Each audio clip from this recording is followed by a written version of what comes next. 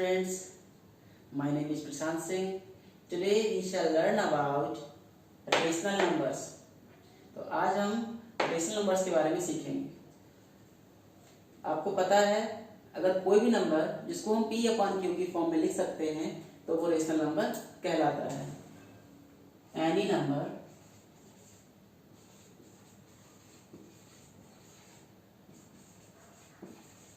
Can be written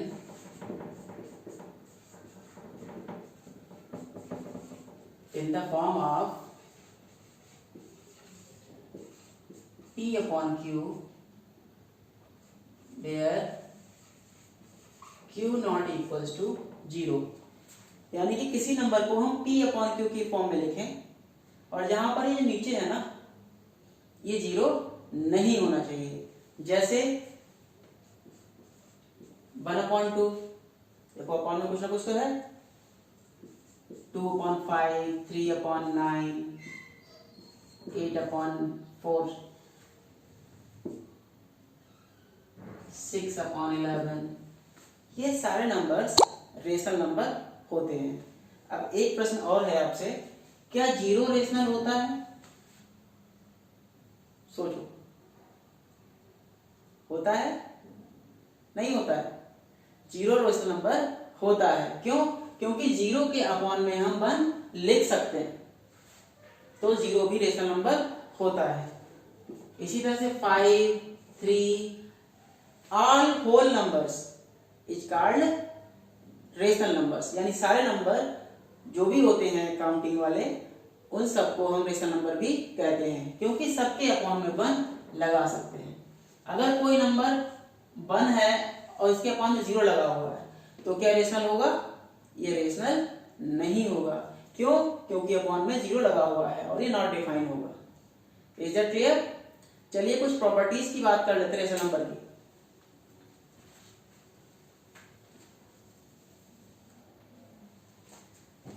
पहली है closure property.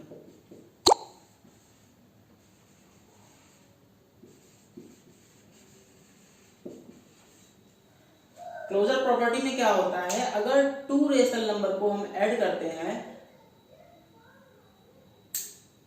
तो जो भी आंसर आता है वो रेशनल होता है। Very good.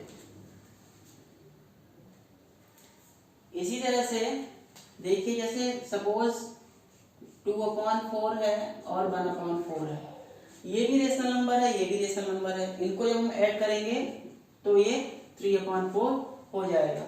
यानी कि ये भी रेशनल नंबर, ये भी रेशनल नंबर, उनका जो सम आया वो भी रेशनल नंबर होता है। इसी तरह से सब्ट्रैक्शन में, डिवीजन में और मल्टीप्लिकेशन में जो भी आंसर आता है वो रेशनल नंबर होता है। क्लियर? डिवीजन में एक चीज देख लीजिएगा, डिवीजन में जरूरी नहीं है ऐसा। वो इसलिए सपोज यहाँ पर 1/2 है, 1/4 है, ये तो एक रेशनल नंबर है। क्लियर? इसको डिवाइड किया दूसरे रेशनल नंबर जो कि 0 से। अब जो आंसर हुआ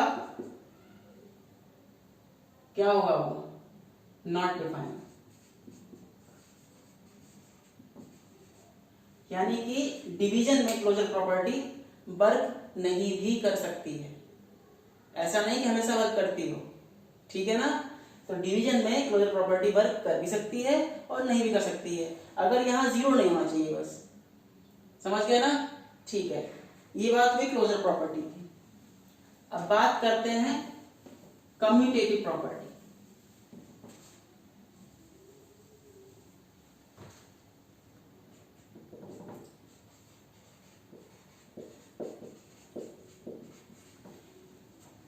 कम्यूटेटिव प्रॉपर्टी में क्या होता है कि कोई 2 नंबर हैं, उनका स्थान बदलने पर, यानी प्लेस चेंज कर देने पर, उनका सम, मल्टीप्लिकेशन, डिवीजन और सब्ट्रैक्शन में कोई भी फर्क नहीं पड़ना चाहिए।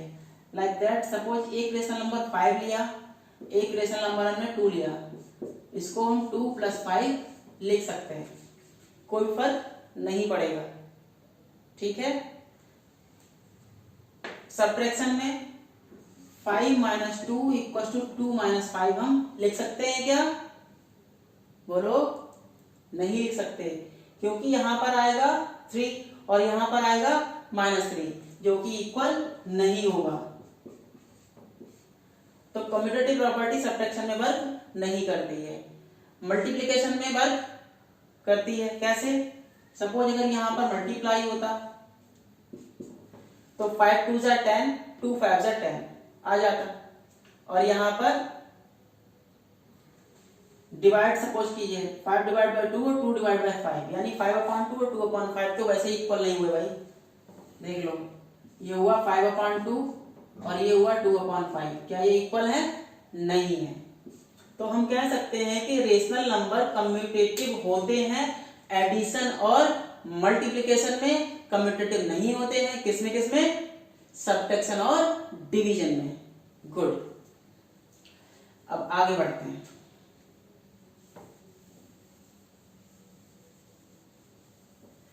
थर्ड प्रॉपर्टी है एसोसिएटिव प्रॉपर्टी।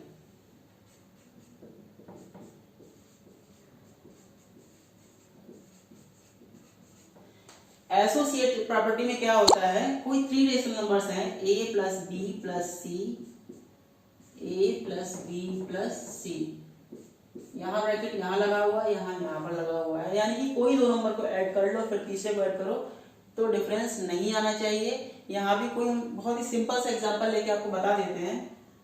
सपोज 2 है, 3 है और 4 है, 2 3 एंड 4 है। यहाँ पर 2 3 प्लस 4 7 हुआ और 2 प्लस 3 5 हुआ और ये 4 हुआ, 2 7 9 एंड 5 प्लस 4 9। अब यहाँ क्या हुआ कि ऑर्डर चेंज करने पर भी सम पर कोई भी इफेक्ट नहीं पड़ा, तो हम कह सकते हैं कि नंबर्स जो होते हैं वो एसोसिएटिव होते हैं, रेशनल नंबर्स एसोसिएटिव होते हैं under addition and under multiplication में भी आपके ये रेशनल नंबर्स जो है वो एसोसिएटिव होते हैं। डिवीजन और सब्ट्रैक्शन में रेशनल नंबर्स एसोसिएटिव नहीं होते हैं। फिर ध्यान रखो, मल्टीप्लिकेशन एंड एडिशन में नंबर्स एसोसिएटिव होते हैं, डिवीजन एंड सब्ट्रैक्शन में नंबर्स एसोसिएटिव नहीं होते हैं। ओके, चलिए कुछ आइडेंटिटी की बात कर लेते हैं। पहली आइडेंटिटी है additive identity of rational numbers. Rational number की एडिटिव आइडेंटिटी क्या होती है? किसी भी नंबर में अगर हम 0 ऐड करें तो क्या उस नंबर पर फर्क पड़ने वाला है? नहीं ना। जैसे 2 में हमने 0 ऐड किया या 0 में हम 2 ऐड कर दें तो नंबर हमारा वो ही रहता है। 0 में 2 ऐड किया, 2 में 0 को ऐड किया, 2 आया। इसी तरह से 5 में 0 ऐड किया, 0 में 5 ऐड किया, 5 आया। ठीक है, यानी कि 0 को किसी नंबर में, किसी भी रेशनल नंबर में ऐड करने पर उस नंबर पर कोई भी इफेक्ट नहीं पड़ता है। इसी को हम additive identity of rational number कहते हैं। फिर बात करते हैं multiplicative identity of rational number. Multiplicative identity क्या होती है भाई? एडिटिव आइडेंटिटी में 0 ऐड किया जाता है। मल्टीप्लिकेटिव आइडेंटिटी में किसी भी नंबर में अगर हम 1 की मल्टीप्लाई करें या 1 में किसी नंबर को मल्टीप्लाई करें तो नंबर पर कोई इफेक्ट नहीं पड़ता है। जैसे 3 इंटू 1 या 1 इंटू 3 यानी 3 1 जा 3, 1 3 जा 3 यानी कि 3 आया। इस तरह से -7 इंटू 1 और 1 into -7 that is -7। The solution will be same and this is called the multiplicative identity of rational number. Clear हो गया? ठीक है, अब बात करते हैं एडिटिव इनवर्स की, यानी किसी नंबर में क्या ऐड करें कि वो 0 हो जाए। जैसे यहां पर 5 है, 5 में क्या ऐड करें कि 0 हो जाए। अब भाई सोच रहे होगे 5 में ऐड भी करना है, 0 भी लाना है, कैसे कैसे होगा, तो सोचने की जरूरत नहीं है। 5 में अगर हम ऐड कर दें -5 आ गया 0 ना। क्लियर? यानी कि -5 जो है वो +5 का एडिटिव इनवर्स हो गया। यानी कुछ नहीं करना होता है, सिंपल सा एक नेगेटिव साइन लगा देना होता है। अगर आपसे पूछे एडिटिव इनवर्स ऑफ +2 लिखा है सपोज यहाँ पर, तो इसका एडिटिव इनवर्स पूछा है तो सिंपल हो जाएगा माइनस का 2। क्लियर? या एडिटिव इनवर्स ऑफ -12 है तो इसका हो जाएगा प्लस का 12, है ना? Very easy. Okay,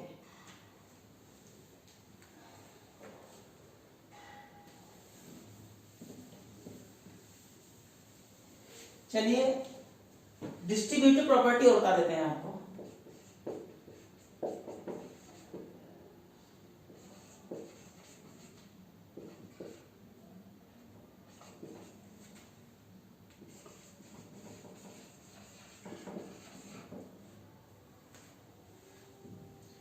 distributive property में सपोज एक नंबर है a multiply by b plus C equals to, अब कोई दो नंबर ऐड हो रहे हैं, उनके बाहर कोई एक नंबर लिखा हुआ है a, तो a की मल्टीप्लाई b में भी होनी है और a की मल्टीप्लाई c में भी होनी है। इसको लिख सकते हैं a into B, plus sign है तो प्लस आएगा, और a इंटू सी, यानी जो बाहर वाला नंबर है वो डिस्ट्रीब्यूट हो जाता है, दोनों पर डिस्ट्रीब्यूट हो जाता है जो ब्रैकेट के अंदर होते हैं, यानी a b के साथ आएगा, a c के साथ आएगा, a into B plus a into सी।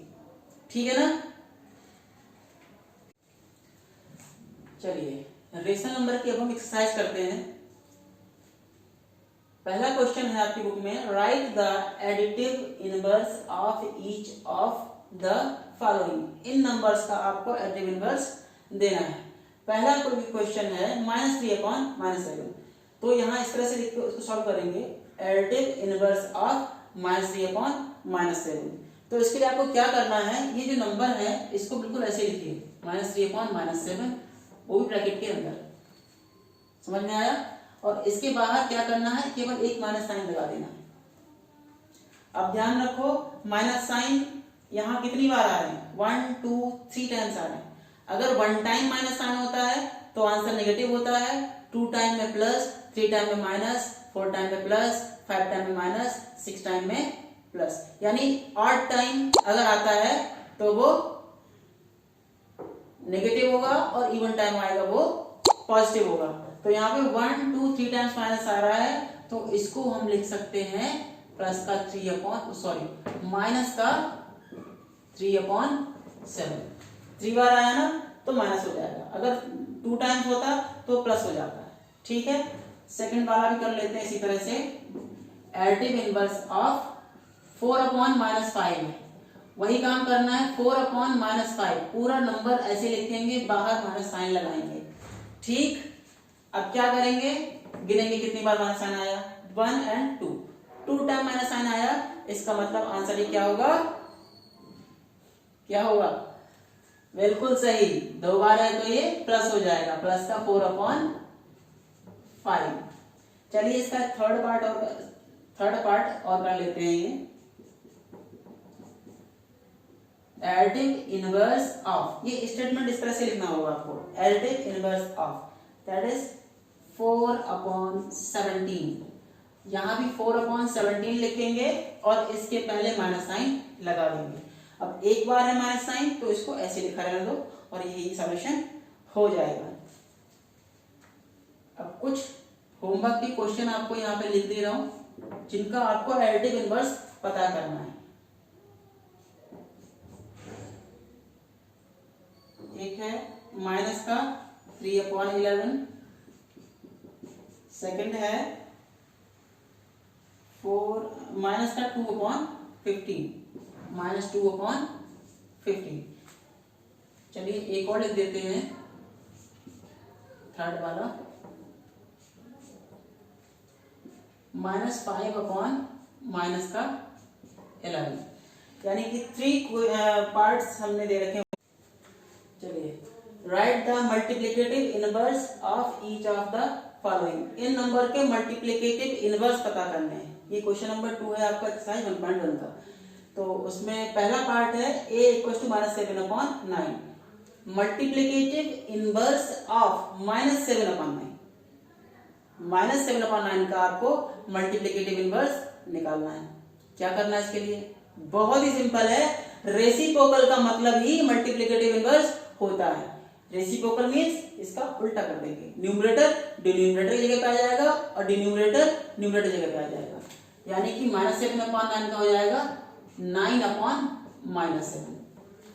अब माइनस साइन को लेके कंफ्यूज मत होना, माइनस साइन एक बार है तो एक बार होना चाहिए, नीचे लगाओ, ऊपर लगाओ या बीच में लगाओ, उससे कोई फर्क नहीं पड़ता है, ठीक है ना। अब दूसरा लेते हैं, मल्टीप्लिकेटिव इनवर्स ऑफ -1। अब यहाँ एक ही नंबर है तो इसको भी क्या करेंगे, 1 के अपॉन लिख लेंगे, 1/-1 दैट इज -1। -1 का मल्टीप्लिकेटिव इनवर्स वही रहता है, प्लस का भी मल्टीप्लिकेटिव इनवर्स वही रहता है। क्लियर? 0 का कोई मल्टीप्लिकेटिव इनवर्स नहीं होता है। क्यों नहीं होता भाई, है तो वो भी रेशनल नंबर, बताते हैं। 0 का मल्टीप्लिकेटिव इनवर्स 1/0 होना चाहिए, जबकि ये नंबर एग्जिस्ट नहीं करता। ये इसको डिफाइन नहीं कर सकते हम, ये नॉट डिफाइन है, ठीक है ना। तो 1 का 1 रहेगा, -1 का -1 रहेगा।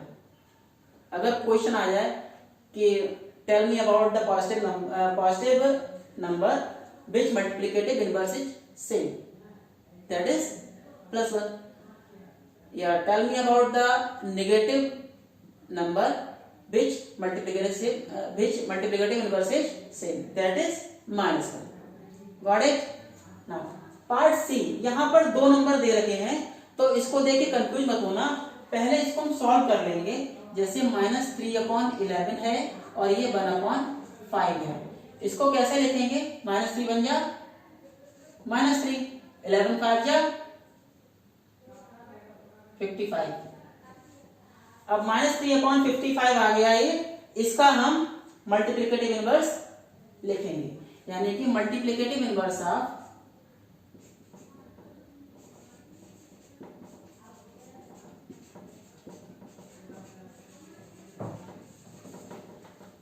-3/55। अब इसका उल्टा कर देंगे 55/-3, ठीक है ना। आज के लिए इतना ही, थोड़ा सा मैं आपको होमवर्क दे दे रहा हूं, बहुत थोड़ा है, ज्यादा नहीं है, दैट इज 13/15 ले लेते हैं एक नंबर,